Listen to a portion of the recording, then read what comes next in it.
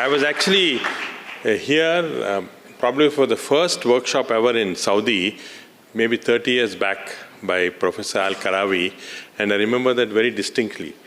Then I was there for a couple of times, and then after a long time came back, and it was very pleasant to see huge change has occurred, not only in the society as such, but also the hospitals. Everything has changed so much, and I'd like to thank the organizing team for giving me this opportunity to be here for this workshop. My topic is on the tools that we have to use for CBD stone, and after the nice talk by the previous talk, my task is easier. In 1973, Klassen and Kawai did the first biliary sphincterotomy for removal of the CBD stones.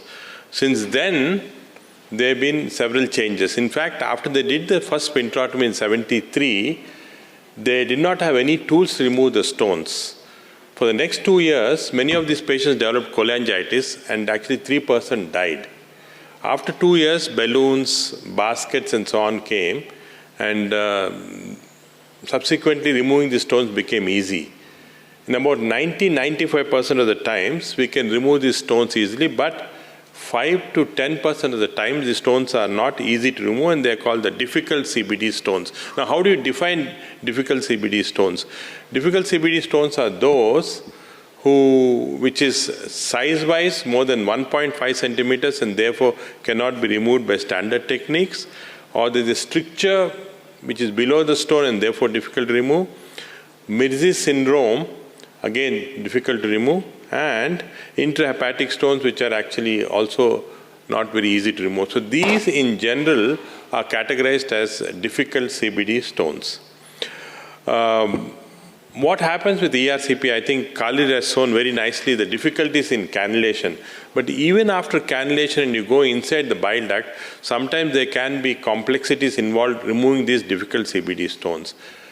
So when the stones are large or the lower part is narrow, you have to either dilate this part and remove the stones or fragment the stones before removing them. So we have several techniques of fragmentation of removing these stones. But before we fragment, we'll have to open the sphincter completely. Standard sphincterotomy is not actually effective in most of these patients. So now, in 2003, the Turkish group actually first showed us the technique of balloon sphincteroplasty, partial sphincterotomy followed by large balloon sphincteroplasty. And since then, there have been several RCTs showing the superiority of this. Has become the standard technique for removing large CBD stones. So you can see we can actually dilate the sphincters to about 15 millimeters, and then stones very large also can be removed. That's because there's a radial dilatation of the sphincter, not a single cut, and much larger stones than what we think can be removed by this technique. So even 1.5 centimeter stones very often we remove just by doing this balloon sphincteroplasty. And you can see very nicely here how these stones come out. Based on this, several new devices have come in. For example, you now have devices where a balloon is attached to the sphincterotomy itself so that you can do both the procedure together. You have different types of baskets which have been made which can catch even these very difficult stones and so on. But basically, the basis is a balloon sphincteroplasty, and I think there's been a lot of work in this area. The Asian group, actually, we put certain guidelines, what should be the balloon size, never more than 15 millimeters, duration of the dilatation 60 seconds, and sphincterotomy should be about 50% of the sphincter. And if no sphincterotomy is done, we always put a pancreatic stent to prevent pancreatitis. And if you have to crush the stone in spite of a balloon dilatation, that mechanical lithotripsy has been the standard techniques. You can see there are two types of mechanical lithotripsy that is available. The Sohendra one, which we used to use earlier, was an emergency lithotripter. If you can't remove the stone or the stone is stuck, then you put this in, and using this mechanical lithotripter, you remove the stone. Of course, the problem, of course, is you sacrifice the basket and you have to remove the stone. It involves a lot of drama in this.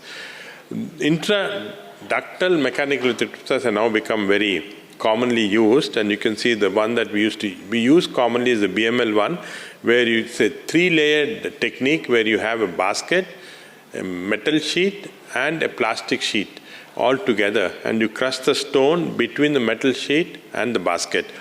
This is quite successful in majority of the cases, but there's certain limitation. I'll come to that a little later. You can see how effectively mechanical lithotripsy can actually crush the stones. You see, it has to hold the stone around completely. And then when it holds this, what happens is the stone breaks exactly in the center. If you don't hold it around completely, then you have a problem because stones are different. And if you have an impacted stone, you can't get a basket above. This is a problem. You should be able to open the basket around the stone, completely catching all the layers. Sometimes if the stone is very large, you can't, then we put a stent and then come back a little later. But you can see very clearly here, the mechanical lithotripsy failure rates occur once the stone size is about 2.5 centimeters. So it's effective only up to 2. If the stone is more than 2 centimeters, you should not start doing mechanical lithotripsy because success rates are very low. So this was data which came from ASG, which showed clearly that in large stones, if you do papillary balloon dilatation with sphincterotomy only and remove the stones, your success rates are 96%. These are stones which are 1.5 centimeters or less. Just plain sphincterotomy success rates are much lower, and there's an increased need for mechanical lithotripsy. So sphincteroplasty is what we are effectively doing most of the time now. More advances have occurred, and the advent of single operator cholangioscopy, of course, has made a difference. And along with laser and EHL, we can now break the stones very easily. The principles are clearly known. We have 1 millimeter distance from the stone. Stones are fragmented into small bits, and these can be very easily removed. And this is just a video showing that we can actually target the stones very easily, and you can see the laser probe in the current cholangioscopes come at about 6 o'clock position. So you can very easily target it, and of course, I don't want to go into the details of the settings, but you can, based upon your experience, different machines have different settings and so on. Invariably, a success rate of fragmenting the stone is almost 100%. A cheaper technique is EHL. It's more powerful, but the problem with EHL is that you have to target the stone. By mistake, if you hit the bile duct wall, you can actually produce a hole there. And therefore, although it's sometimes more effective and very strong, you have to be very careful when you're using this, and you can see that you have to target it very carefully. So again, there is a lot of series, a systematic review and meta-analysis showing that overall fragmentation rates approach almost 90%, single session fragmentation 80%, and very little adverse effects. And you can actually clear most of the stones, and this is something that's become standard.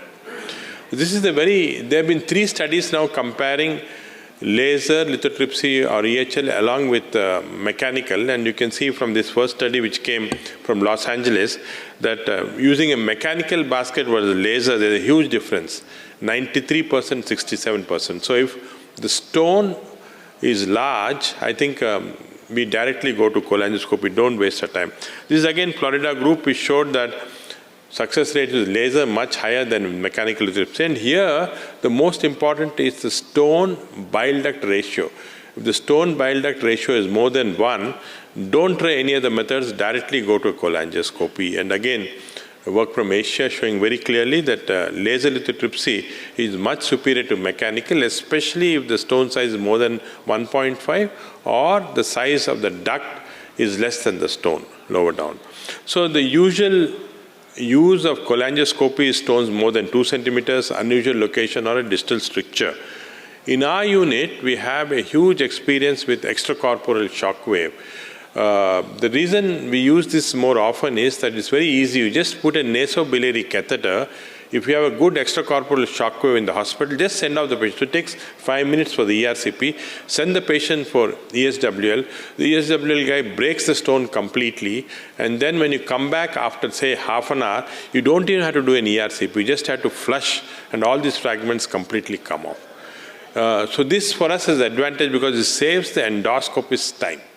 It's much easier procedure to do. So we use it a lot. We reported a large series where we successfully